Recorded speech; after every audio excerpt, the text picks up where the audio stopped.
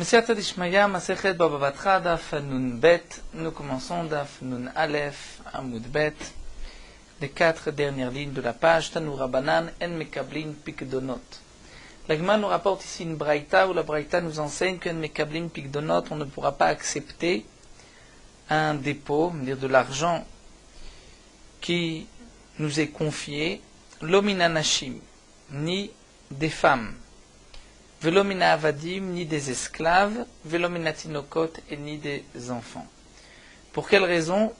Les femmes, on pourrait craindre que peut-être qu'elles ont volé de l'argent à leur mari, les esclaves auraient peut-être volé de l'argent à leur maître, et les enfants ont aussi peut-être volé de l'argent là où ils habitent, et donc nous n'avons pas le droit d'être Messaïa et d'aider ceux qui transgressent l'interdiction du vol. Et donc nous dit le Rashbam, lorsqu'on ne va pas accepter cet argent, ils vont remettre l'argent à leur place. Donc la Braïta nous dit, on ne peut pas accepter de l'argent de femmes, d'esclaves. Mais dans le cas où Kibel Minaïcha, si malgré tout, il a reçu, il a accepté cet argent qui lui a été confié par une femme. Yerzir Laïcha, il rendra l'argent à la femme, il ne rendra pas l'argent à son mari. On ne va pas dire que la femme a volé de l'argent. On craint peut-être qu'elle a volé de l'argent. Donc, on ne peut pas accepter de picadone de la femme. Mais une fois qu'on a le picadone dans les mains, on ne peut pas dire que c'est de l'argent volé, on le rendra à la femme. C'est peut-être son argent.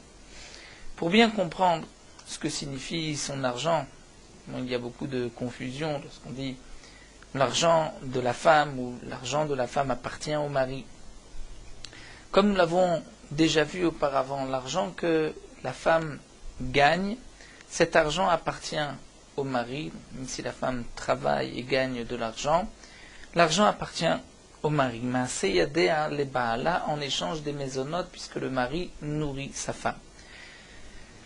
Bien sûr, une femme peut refuser et dire « je ne veux pas être nourrie par mon mari et mon argent restera à moi ». Mais dans le cas où la femme est nourrie par le mari, l'argent que la femme gagne appartient au mari.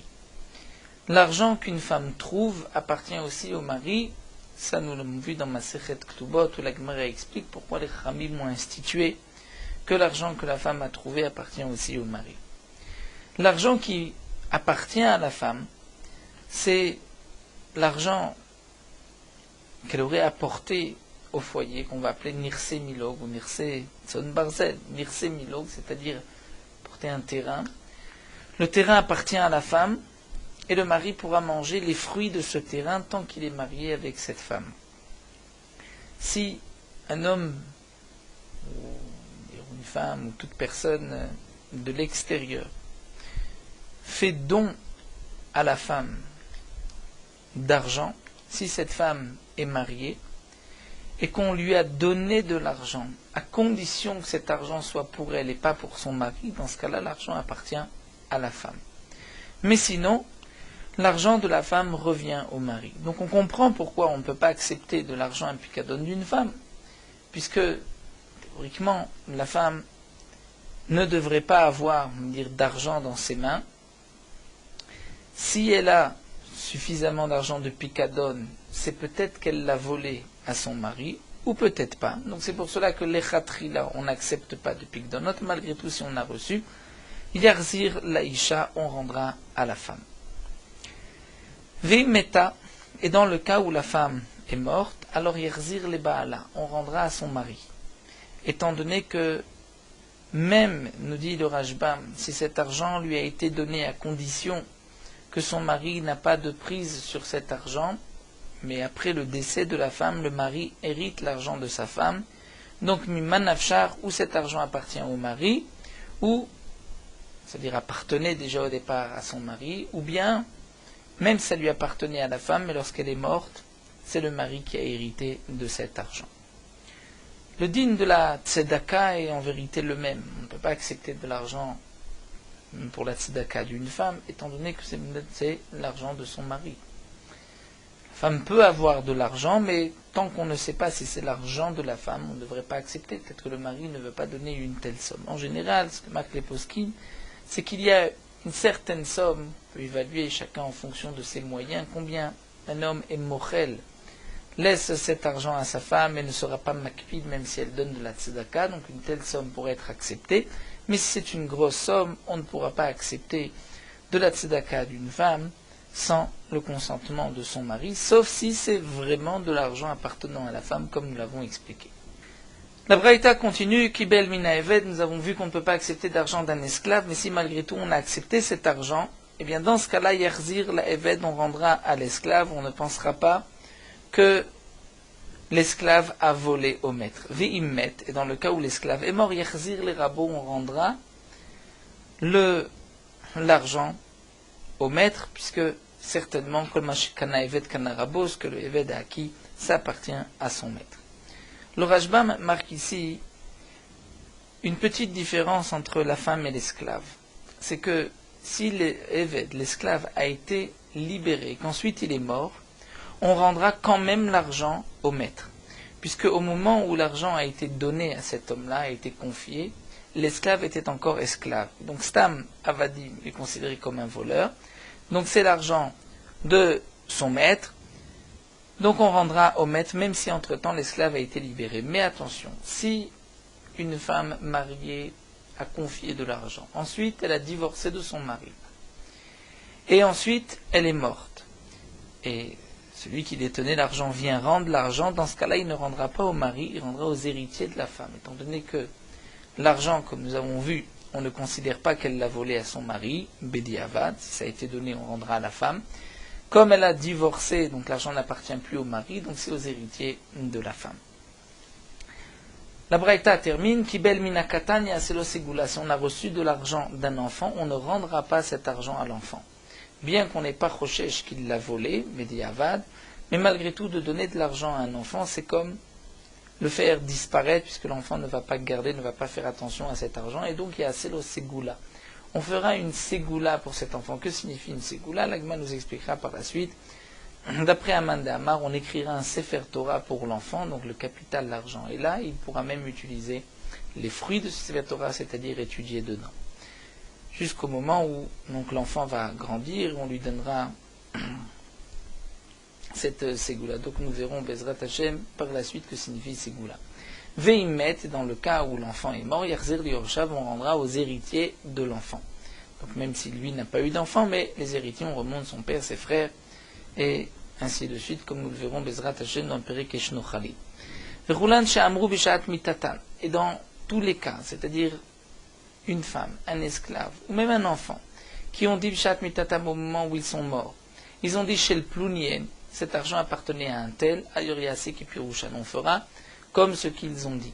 Le Rashbam explique, bien sûr, que même si ils ont dit alors qu'ils étaient en bonne santé, que cet argent ne leur appartenait pas, c'est sûr qu'on accomplira leurs paroles. Mais généralement, lorsqu'un homme est vivant, ou la femme est vivante, elle ne va pas dire cet argent ne m'appartient pas, elle va prendre l'argent et va rendre l'argent à son propriétaire. Mais avant de mourir, elle a peut-être dit, cet argent appartient à un tel, donc là, il y a Seki Pirushan, on donnera l'argent à l'homme qui a été désigné par la femme, ou la personne qui a été désignée par la femme. Veim lave, et sinon, il y a assez pirouche les pirouchan. On fera pirouche une explication à leur pirouche, c'est-à-dire, nous explique le Rashbam. Sinon, c'est-à-dire que si le nifkat, celui qui a reçu l'argent, ne croit pas les paroles de la femme, il pense que cet argent appartient à son mari, mais que la femme ne voulait pas avouer que l'argent appartenait à son mari, eh bien dans ce cas-là, c'est-à-dire si la femme dit que l'argent appartenait à un tel, et on ne sent pas les choses, on ne sent pas que la femme dit vrai, on pense qu'en vérité c'était à ton mari, alors à ce moment-là, il y a assez pirouche et pirouchan. Il faudra faire un pirouche, une explication à son pirouche, c'est-à-dire comprendre qu'elle a voulu dire que cet argent ne lui appartenait pas à elle, qu'il appartenait à son mari, mais elle n'a pas voulu dire directement à son mari, elle a dit ça appartient à quelqu'un d'autre, comme nous allons le voir ici à propos des Bitayu de Rabba Bachana, la femme de Rabba Bar Bachana. Mais le din est le même pour un esclave aussi. Donc la femme de Rabba Bachana qui kashachva lorsqu'elle est décédée, Amra, elle a dit en équiper ses boucles d'oreilles, ses anneaux, appartiennent des Martha à cette nana, c'était le nom d'un Chacham, le frère de Rabbi Chia. Ça appartenait des Martha ou Bnei Barta, et c'est-à-dire et sa famille. Donc la famille de ce Martha. Atal le Kameh de Rav. Rabbi Bachana s'est présenté devant Rav et lui a posé la question. Il a dit que sa femme, avant de mourir, avait dit que ses anneaux et ses boucles d'oreilles ne lui appartenaient pas, il appartenait à Martha. Amarle, Rav dit à Rabbi Bachana, Imemna lecha. Si tu as une confiance en ta femme et tu penses qu'elle ne t'a jamais volé, alors à Sekepirusha. Prends les anneaux, prends les boucles et rends-les à Martha, à sa famille, puisque certainement que c'était à lui comme elle l'a dit. Ve'ilo, et sinon, c'est-à-dire si tu soupçonnais déjà ta femme auparavant de peut-être d'avoir dérobé de l'argent, alors à Sepirouche les Pirusha. Tu devras une explication à ces paroles, c'est-à-dire comprendre que cet argent t'appartient. Vika d'Amri, d'après notre version, Achia Marla, c'est ainsi que Rav a dit à Rabbi Bachana, Iyamid alecha asekepirusha. C'est-à-dire, si vraiment tu évalues que ce Martha ou Bnei Barta sont des gens riches et que c'est possible qu'ils aient laissé ces anneaux, ces boucles chez elle, alors fais comme elle a dit Kepirusha. Mais il et sinon, à ces Pirusha, tu devras comprendre à travers les lignes ce qu'elle a voulu dire.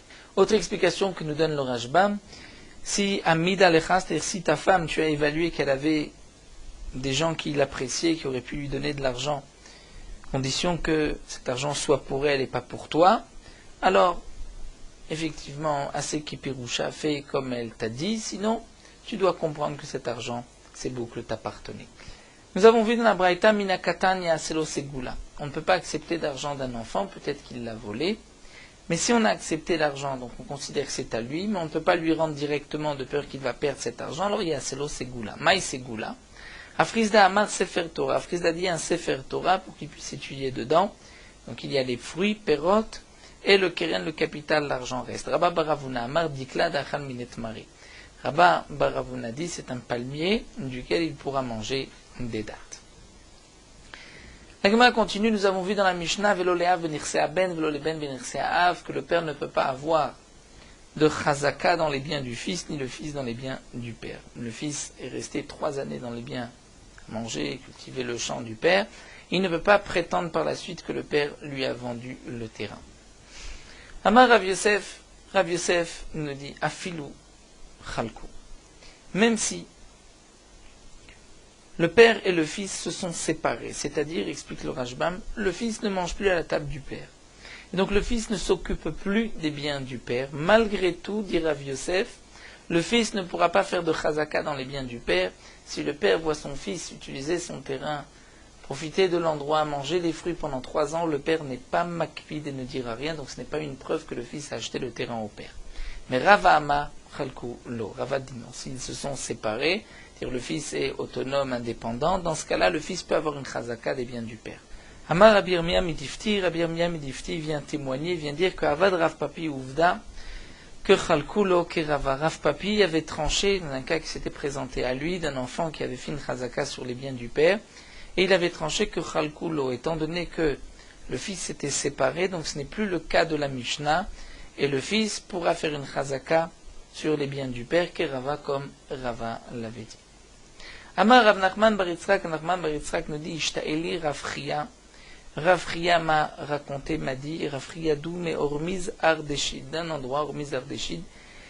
Donc Rav Chia m'a dit, Ishta'eli Rav Acha bar Yaakov, que Rav Acha Yaakov lui a dit, Mishmet Rav Nachman bar Yaakov, au nom de Rav Nachman bar Yaakov, que Chalku Lo. Si le fils et le père sont séparés, le fils, dans ce cas-là, pourra faire une chazaka dans les biens du père. Le din est différent, donc il peut y avoir une chazaka, comme Rava donc l'avait dit, que dans ce cas-là, il peut y avoir une chazaka, vilcheta la halacha que chalkulo s'ils se sont séparés.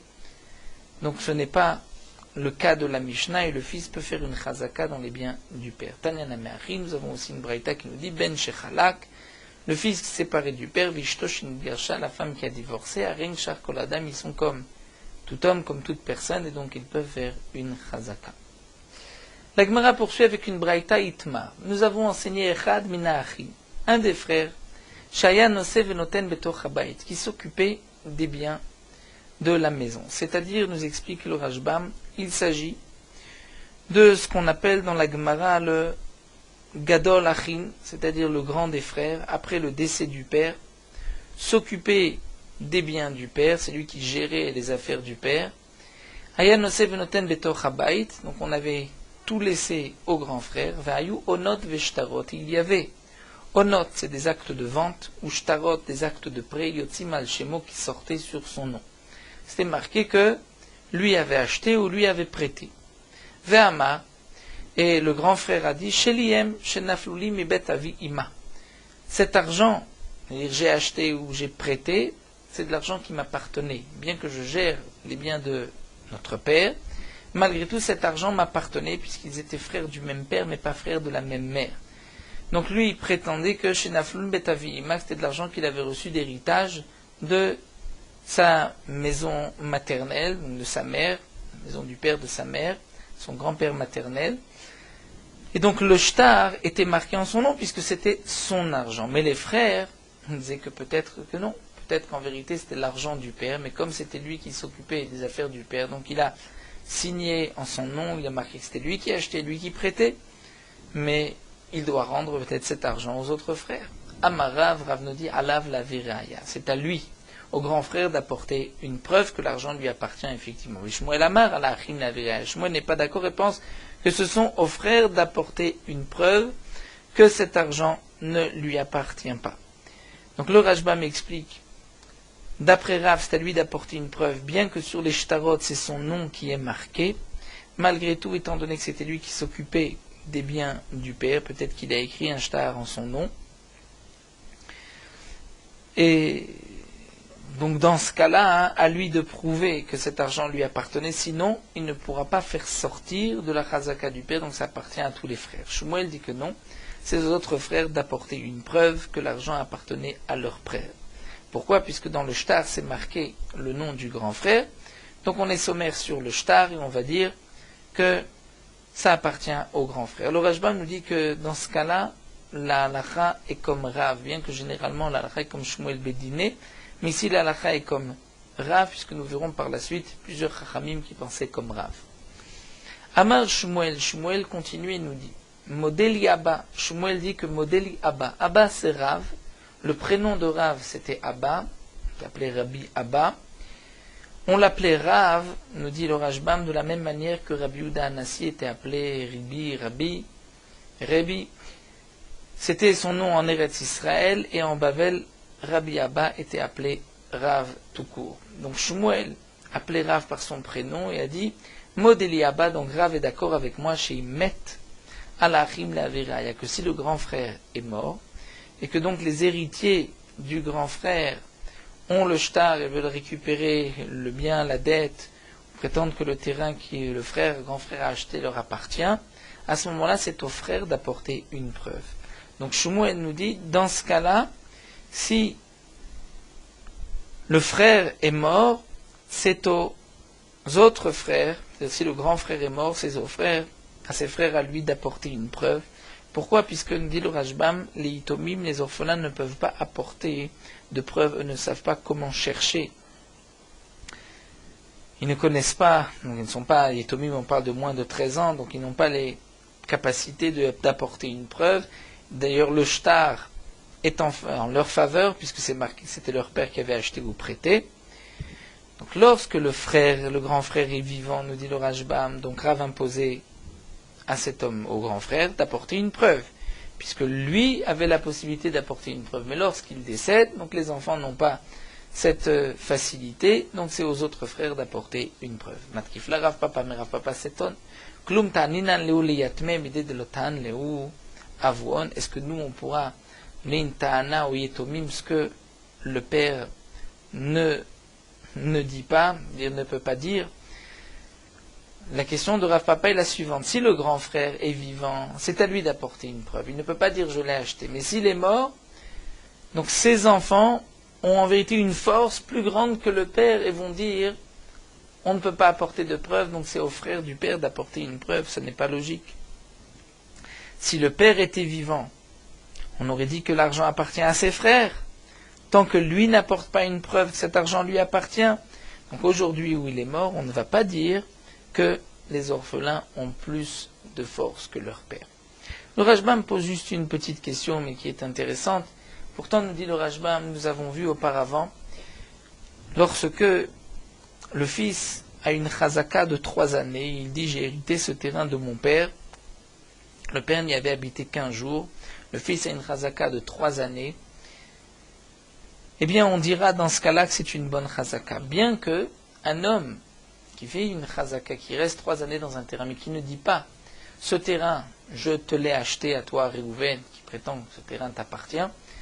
Si Shimon, qui s'est installé dans ce terrain pendant 3 ans, ne dit pas « Je te l'ai acheté », ce n'est pas une chazaka. Nous avons vu chazaka, sheni mata'ana n'est pas une chazaka. Donc si le père est vivant et ne dit pas « je t'ai acheté ce terrain », la chazaka n'est pas valable. Mais si le père est mort, il a laissé en héritage le terrain, et ce sont ses enfants qui ont fait une chazaka de 3 années, là dans ce cas-là on dira que même si les enfants ne disent pas à ce Réhouven « notre père te l'a acheté », ils disent « nous, on l'a hérité de notre père, il y a habité un jour, on ne sait pas s'il te l'a acheté ou pas », on voit malgré tout que c'est une bonne chazaka, c'est comme si les enfants avaient dit « on te l'a acheté ». Donc la question du Rashbam, pourquoi là on ne dira pas aussi, on ne devrait pas être Toen ou Yitomim, Yitomim n'ont pas plus de force que le père. Donc si le père, lorsqu'il ne dit pas je te l'ai acheté, ce n'est pas bon, donc les Yitomim aussi. Le Rashbam répond à cette question et dit que c'est différent. Parce que dans le cas de la Chazaka, on n'est pas Toen à la place des Yitomim. On dit juste que les Yitomim ont hérité du père et que le père l'a acheté effectivement de celui qui réclame le terrain aujourd'hui. Le père peut aussi dire « je te l'ai acheté ». Donc nous allons dire la même chose. Les enfants ont hérité d'un terrain que le père a acheté. Donc ce n'est pas une nouvelle tana, une tana que le père ne peut pas faire. Si le père dit « je l'ai acheté », donc nous aussi on peut dire pour les enfants, ils ont hérité d'un terrain que leur père avait acheté. Mais dans le cas de Rav et de Shmuel, où là le père ne peut pas dire à ses frères « à vous d'apporter une preuve », d'après Rav, c'est lui qui doit apporter une preuve. Donc là on comprend la question de la Gemara. Pourquoi lorsque cet homme décède, les enfants pourront dire aux oncles à vous d'apporter une preuve. De plus, la Gemara continue, c'est la question de Rav Papa, Veha Rava. Pourtant Rava Afik a fait sortir Zuga de Sarbela. Zuga de Sarbela, c'est une paire de ciseaux.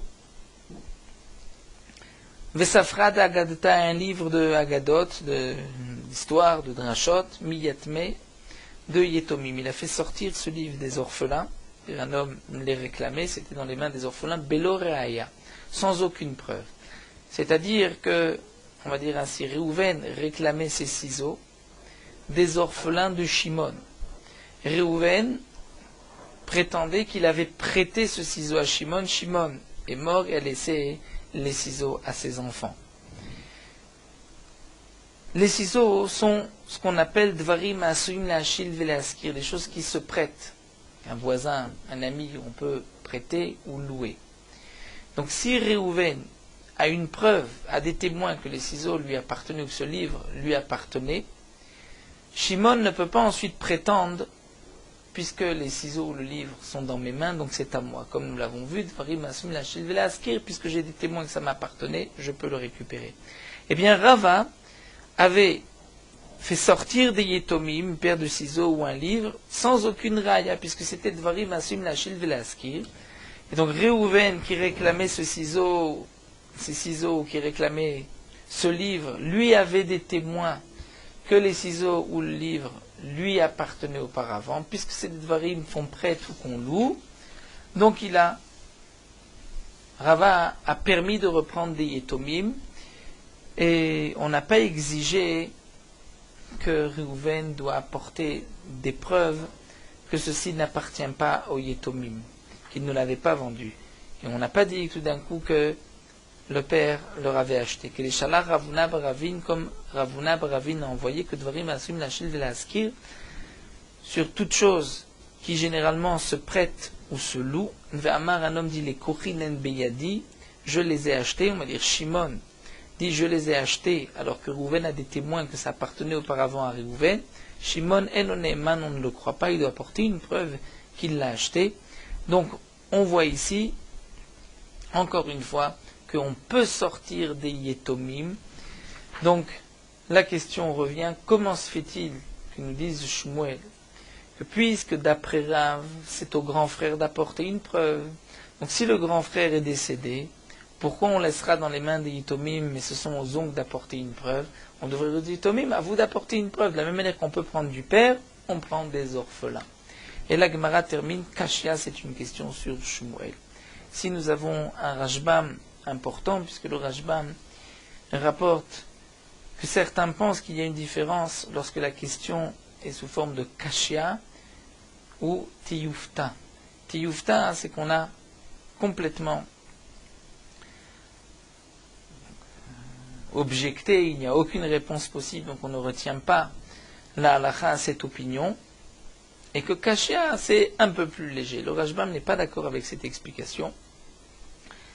Ce n'est pas une différence entre le mot Kashia et Tiyufta, simplement, dit le Rashbam, on utilise le terme de Kashia lorsque c'est une question d'un Amora sur un autre Amora. Mais Tiyufta, c'est lorsque la question est d'une Mishnah ou d'une Braïta dont la question est plus forte. La Gemara continue à Rav Frisda. Lo shanu eladen chalukim bi'isatan. Rav Frisda nous dit, ce que Rav nous a enseigné, que c'est au grand frère d'apporter une preuve. Donc reprenons le cas. Un homme est décédé, il a laissé plusieurs enfants.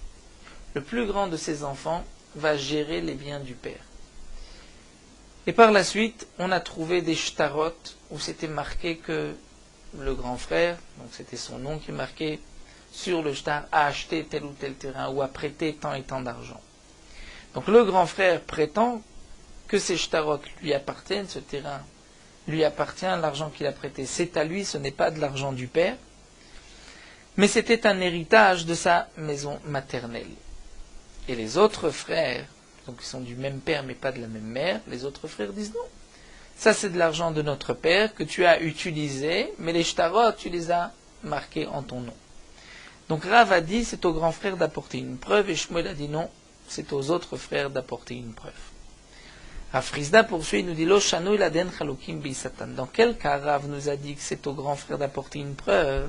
C'est dans le cas où ils ne sont pas séparés bi'isatan dans leurs pattes, c'est-à-dire que tous les frères mangent de la même marmite, ne sont pas séparés, ont laissé les biens en commun du père. Donc c'est pour cela que Rav a dit, c'est au grand frère d'apporter une preuve. D'où a-t-il cet argent, si ce n'est de l'argent du père? Aval chalukim bi'isatan. Donc pour Rav, on ne croit pas non plus le grand frère lorsqu'il dit c'est de sa maison maternelle, à lui d'apporter une preuve, puisqu'on craint que c'est du père. Aval chalukim bi'isatan, mais dans le cas où ils ont partagé, par exemple, ce qu'ils mangent. Chacun reçoit une certaine somme. À ce moment-là, Imur misato kimetz. Je n'ai pas besoin. Je ne vais pas demander au grand frère d'apporter une preuve. Je ne vais pas aller chercher est-ce que ça vient de sa maison maternelle ou pas. Je vais dire, c'est peut-être même misato, c'est-à-dire de sa part, de ce qu'il recevait. Il a mis de côté. Et c'est pour cela qu'il est riche et qu'il a pu acheter ensuite un terrain ou qu'il a pu prêter de l'argent. Donc quand est-ce que Rav a exigé que le grand frère apporte une preuve? C'est que lorsqu'il n'y a aucune séparation au niveau des biens, de ce qu'il mange. Mais s'il y a une petite séparation, peut-être que lui a fait des économies. La Gemara poursuit Raya Bemai. Le Rashbam nous explique que la question est sur Rav. Donc comme nous l'avons dit, la halakha est comme Rav. Et Rav dit que c'est au grand frère d'apporter une preuve. Donc la Gemara pose la question, quelle preuve il va apporter? Rav a dit il apportera des témoins que cet argent lui appartient. Donc, ou bien, comme dit le Rashbam, que c'est de l'argent qu'il a mis de côté de sa Issa, ou bien, Me'aviimo, qui c'est un héritage de son grand-père maternel.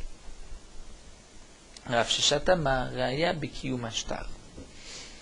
Rav Sheshat nous dit, il doit apporter une preuve Bekiyum Ashtar. Bekiyum Ashtar, c'est-à-dire, il doit apporter un henpek, c'est-à-dire un cachet, un sceau du Beddin, comme quoi le Beddin a authentifié le shtar, les signatures du shtar. Donc certainement, dit le Rashbam, que le Beddin a bien vérifié avant de mettre leur tampon que c'était un bien que lui a acheté avec son argent ou de l'argent que lui a prêté. Donc ça c'est la preuve que le grand frère doit apporter. Amar le Rava, Rava nous dit, on pourrait juste avant Rava rapporter un Tosfot important. Dans les mots de Rav Chizda, nous avons vu que s'ils ont partagé Chalukim Satan, à ce moment-là on va dire que peut-être il a fait des économies de ce qu'il recevait à manger. Mais pourtant, dit Tosfot, il ne prétend pas cela, le grand frère. Il dit que c'est un héritage de sa maison maternelle. Alors Tosfot nous explique, c'est vrai, mais il y a un migo. C'est-à-dire, on va le croire parce qu'il aurait pu dire que ce sont ses économies à lui. La Gemara poursuit. Amarle Rava le Rav Nachman, Rava dit Rav Nachman, ha Rav et Shmuel. Voici la marloquette entre Rav ou Shmuel. Rav dit que c'est au grand frère d'apporter des preuves et Shmuel dit que c'est aux autres frères. Ah Rabba va Rav Sheshat, nous avons une autre marloquette d'après Rav. Est-ce que la preuve du grand frère c'est des témoins ou bien un kiyum shtar, une signature du Beddin? Mar, vous Rav Nachman, keman tsivirale, comme qui Rav Nachman pense. Amarle Rav Nachman répond à Rava, Anna matnitna yadana. Moi, je connais cette Mishnah. Et il va lui répondre que je pense comme Rav, mais pas comme Shmuel, mais il ne répond pas à la deuxième question, est-ce que c'est des témoins ou une signature du Beddin? Qu'est-ce qu'il lui a rapporté comme Braïta des Tanya? C'est marqué Chad Minachin, un des frères, donc le grand frère, Shayanoten Venose Betochabet, qui s'occupait, qui gérait les biens du père. Vayu Onot Veshtarot Yotzim al Shemo. Il y a des actes de vente ou des actes de prêt qui sortent en son nom. Ve'amar, et lui prétend chez Lien que c'est à lui, Shnaflo Limbet Avima, que c'est un héritage de sa maison maternelle. Alav le Aviraya. La Braïta nous dit comme Rav, c'est à lui d'apporter une preuve. Donc ça c'est ce que Rav Nachman répond, j'ai une Braïta comme Rav. Vechen. La Braïta poursuit de même, Aïcha Ashi Nosed Notne Betochaba est une femme qui gère les biens de la maison. Vayu Onot Veshtarot Yotzim al Shema. Il y a des shtarot. Donc cette femme est une veuve, explique le Rashbam, et il y a des shtarot de vente, de prêt qui sortent en son nom. Ve'amra, elle dit Shelien, c'est de l'argent qui m'appartenait, Shnaflun betavi abba, omi betavi imak. J'ai reçu un héritage d'une maison paternelle ou maternelle. Et les yétomim, les orphelins, disent non, ça c'est de l'argent du père, qu'elle a détourné de cette manière en marquant sur le shtar que c'était elle qui a acheté. Aller à la viraya, c'est à elle d'apporter une preuve. En tout cas, nous voyons que la Braïta pense comme Rav. La Gemara termine sur la Braïta. Que signifie vechen? De même la femme maï vechen. Et le Rashbam explique la question. Vechen signifie, et même la femme, le din est le même. C'est-à-dire qu'il y a un chidouche. Si il n'y avait pas de chidouche, ce sont deux cas rapportés l'un après l'autre, comme c'est l'habitude souvent dans des braïtot de rapporter deux dinim qui se ressemblent, alors il ne fallait pas marquer vechen. Il fallait marquer Aïcha directement. Lorsqu'on dit vechen, c'est qu'on veut rajouter et de même. Même dans ce cas-là, le din est ainsi. Alors la Gemara nous dit maï vechen. Qu'est-ce qu'on aurait pu dire? Peut-être quel est le chidouche même chez la femme? Pourquoi on aurait pu penser que chez la femme c'est différent? La Gemara continue. Maoud était j'aurais pu croire Isha, une femme qui vend des shvich à la milta. Pour elle, c'est bien, c'est une chashivut, lorsqu'on lui fait confiance au beddin de la nommer tuteur responsable des biens de son mari pour les orphelins. De amre katacha kame iyatme, puisque les gens vont dire c'est une femme qui se dévoue pour les orphelins.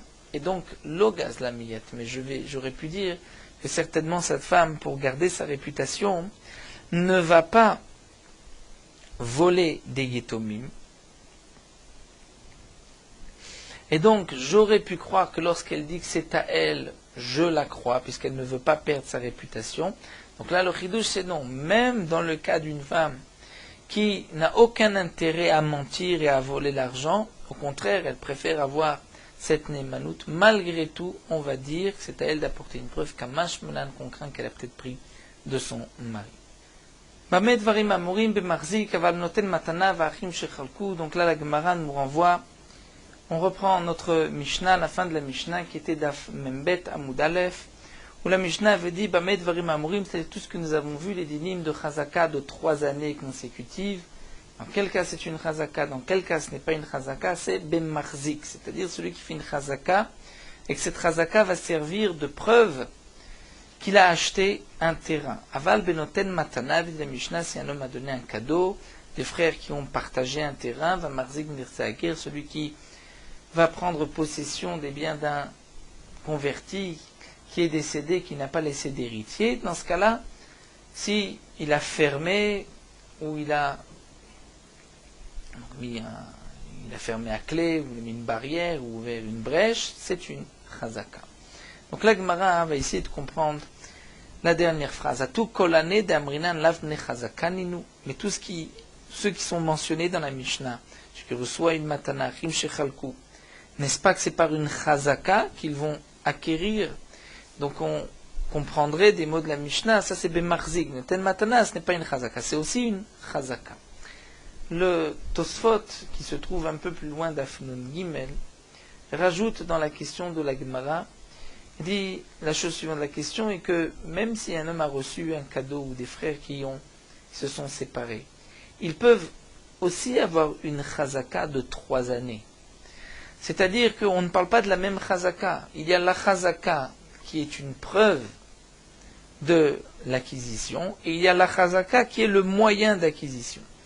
Alors la Gemara va répondre Chassuré Mersera, effectivement il manque dans la Mishnah, Vachi Katane, voici comment il faut lire.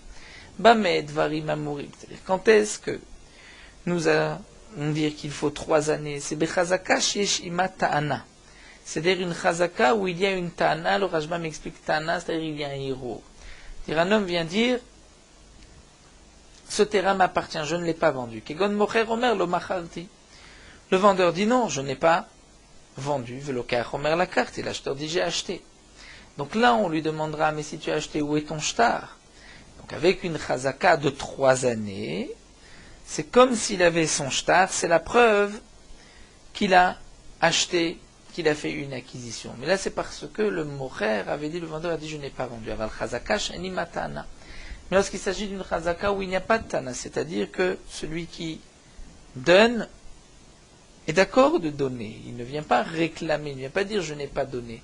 Kegon noten matana, où il fait un cadeau. Achim shechalku, des frères qui se séparent. Ils vont, s'ils se séparent, chacun va prendre un morceau de terrain des biens du père. Va marzik benir sa'agir, celui qui prend possession des biens du converti, d'Elimikne Baal Mahu, où à ce moment-là, c'est une acquisition, c'est-à-dire que la chazaka devient un moyen d'acquisition. Là, dans ce cas-là, Na'al, Gadar, Paratz, Kol Shua, Rezo Chazaka. S'ils ont fermé une porte, clôturé vers une brèche, c'est une chazaka.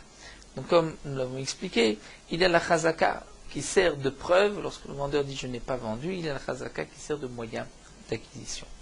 Voilà, nous allons nous arrêter ici à Tane et Raboshia pour la suite de la chazaka qui est un moyen d'acquisition. Nous poursuivons Merot Halakha Daf Nun Bet. Les Chachamim ont vu que ce inyan de Ezek Riya, qu'un homme, lorsqu'il regarde chez son voisin, dans la maison ou la cour de son voisin, c'est un grand Ezek, un grand dommage qu'on ne peut pas évaluer. Combien doit-on payer pour cela? Et qu'on peut arriver aussi avec des disputes. C'est pour cela que les Chachamim ont dit qu'un homme n'a pas le droit d'ouvrir une fenêtre ou une porte, un mur de sa maison, lorsque à travers cette porte ou cette fenêtre, il pourra voir ce qui se passe chez son voisin. Mais c'est seulement dans le cadre du cas que les Chachamim ont permis.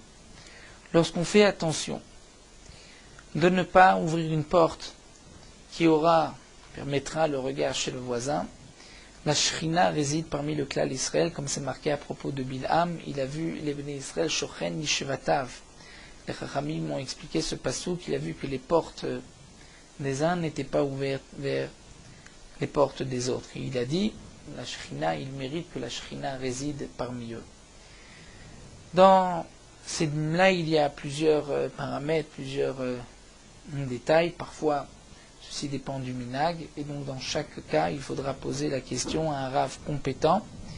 Et même dans les cas où c'est permis d'ouvrir une fenêtre, c'est simplement pour profiter de la lumière ou de l'air, mais il est interdit de se mettre devant la fenêtre et de regarder ce qui se passe chez son voisin.